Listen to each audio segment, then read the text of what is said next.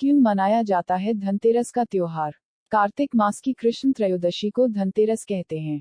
यह त्योहार दीपावली आने की पूर्व सूचना देता है। इस दिन नए बर्तन खरीदना शुभ माना जाता है। धनतेरस के दिन मृत्यु के देवता यमराज और भगवान धनवंतरी की पूजा का महत्व है।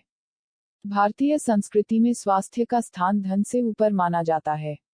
यह कहावत आज भी प्रचलित है कि पहला सुख निरोगी काया, दूजा सुख घर में माया। इसलिए दीपावली में सबसे पहले धनतेरस को महत्व दिया जाता है, जो भारतीय संस्कृति के हिसाब से बिल्कुल अनुकूल है।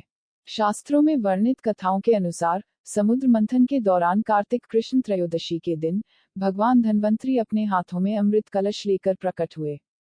मान्यता है कि भगवान धनवंतरी विष्णु के अंशावतार हैं। संसार में चिकित्सा विज्ञान के विस्तार और प्रसार के लिए ही भगवान विष्णु ने धनवंतरी का अवतार लिया था। भगवान धनवंतरी के प्रकट होने के उपलक्ष्य में ही धनतेरस का त्योहार मनाया जाता है। धनतेरस की कथा। धनतेरस से जुड़ी कथा है कि कार्तिक कृष्ण त्रयोदशी के दिन देवताओं के कार्य में बाधा डालने के कारण भगवान विष्णु ने असुरों के गुरु शुक्राचार्य की एक आंख फोड़ दी थी। कथा के अनुसार देवताओं को राजा बलि के भय से मुक्ति दिलाने के लिए भगवान विष्णु ने वामन अवतार लिया और राजा बलि के यज्ञ स्थल पर पहुंच गए। शुक्राचार्य ने वामन रूप में भी भगवान विष्णु को पहचान लिया और राजा बलि से आग्रह किया कि वामन कुछ भी मांगे उन्हें इनकार कर देना। वामन साक्षात भगवान विष्णु हैं, जो देवताओं की सहायता के लिए तुमसे सब कुछ छीनने आए हैं।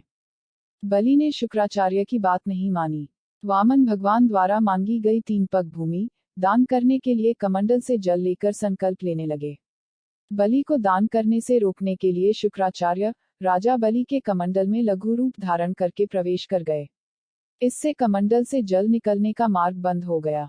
वामन भगवान शुक्राचार्य की चाल को समझ गए। भगवान वामन ने अपने हाथ में रखे हुए कुशा को कमंडल में ऐसे रखा कि शुक्राचार्य की एक आंख फूट गई। शुक्राचार्य छटपटाकर कमंडल से निकल आए। इसके बाद बलि ने 3 पग भूमि दान करने का संकल्प ले लिया। तब भगवान वामन ने अपने एक पैर से संपूर्ण पृथ्वी को नाप लिया और दूसरे पग से अंतरिक्ष को। तीसरा पग रखने के लिए कोई स्थान नहीं होने पर बलि ने अपना सिर वामन भगवान के चरणों में रख दिया।